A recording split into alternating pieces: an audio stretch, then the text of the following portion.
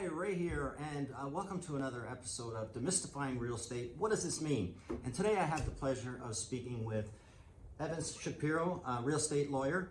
And Evan, how long have you been in the business? I've been in the business for 11 years. I work with my father, Gary Shapiro. He's been in the business for over 40 years, so we have a wealth of experience. Oh, I guess you've seen a lot in that time, have you? We have, even in the last 11 years, different markets, high markets, low markets. So we've seen a variety of challenges over the years. That's interesting. Now, as far as a realtor is concerned, my job really goes up till a sale becomes firm on behalf of my clients. And that's when Evan's job begins. So Evan, can you give us a little bit of a understanding of what the role is for you? So the role of the lawyer, it really changes on a case-by-case basis. It changes based on the needs of the client. We can be with you even before the agreement's signed. If you have any questions about a property, you want searches done, or more often we get involved once the agreement is signed, once it becomes firm. The baton is sort of passed off from realtor to lawyer to take the lead on the transaction. Right. And ordinarily that's where we get really involved. And the type of transaction, our role changes based on the type of transaction, whether it's a condo, a freehold home, pre-construction, sale, purchase, mortgage. There's intricacies to each type of transaction. So for example, we were chatting with a condo, you have a status certificate, and a buyer will want their status certificate reviewed. If there's an offer date, you may want the status certificate reviewed even in advance of submitting an offer with your realtor. If it's a pre-construction, you have a cooling off period. If it's a condominium, you have a 10-day cooling off period. You're going to want your lawyer involved to review the pre-construction agreement to make sure you're happy with all the terms and you understand the agreement. With a purchase, the lawyer gets involved in extensive due diligence on the home and on the seller. You may have heard the term title search before, which you'll find in the agreement of purchase and sale. There's a title search deadline or a requisition date where the buyer and their lawyer need to submit all their requisitions by. Can I ask a question? Yeah, of course. During that, up to that time, I believe it's roughly 2 weeks before closing of the transaction, correct? The title search? Typically, I mean, it's one of those terms that you can customize in the agreement, but ordinarily it's about 2 weeks. Right. What happens if you find some deficiencies or some outstanding items in that title search? What could happen then? So I think it's important to note what we're actually looking for. What are these deficiencies? What could be the type of issue we would see on title? So we're going to see if there's any existing mortgages. We're going to see if there's any liens. An example of a lien could be a lien for rental equipment, maybe for HVAC or some other equipment in your home, a hot water tank. Maybe there's other registrations on title. So we're going to make sure we identify everything registered on title, and we're going to requisition that they be removed, because our job as buyer lawyer is to make sure you get title free and clear of all mortgages, liens, and other encumbrances.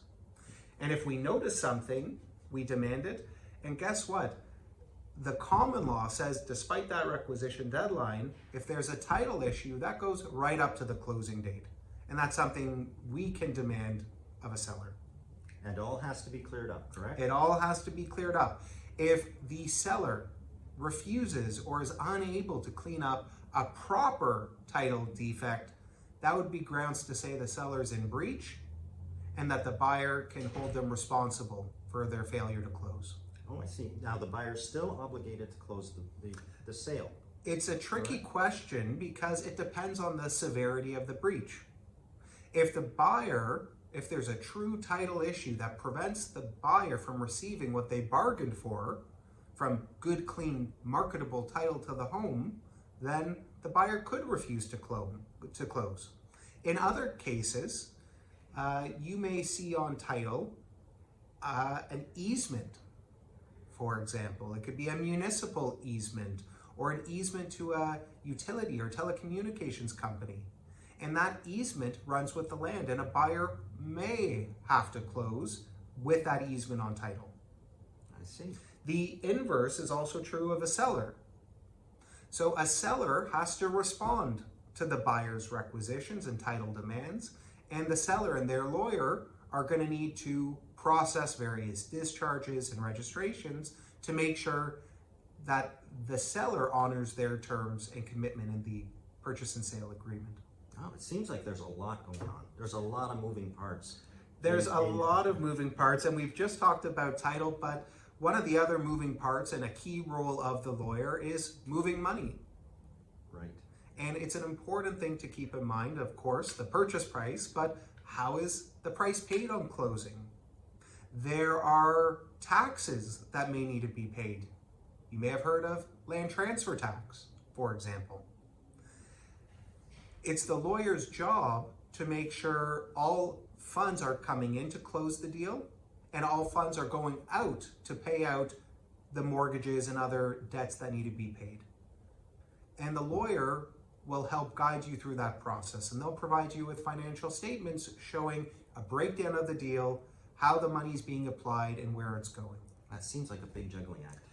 It is. And between your realtor, your lawyer, and other advisors, real estate deals can be complicated, or if you have the right team, you have the right people working with you, they can be fairly straightforward. Well, this is what I've always thought too, Evan. I mean, if everything goes smoothly, there's no problem. But when a real estate lawyer really sees his true metal is when there are issues. That's when you know you have a strong one on your side, correct?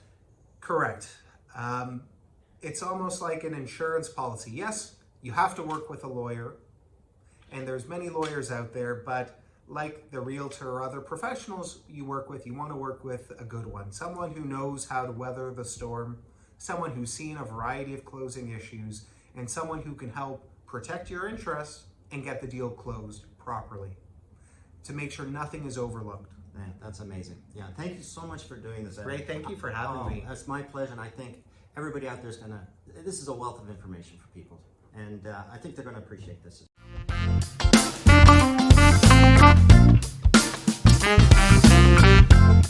Thank you.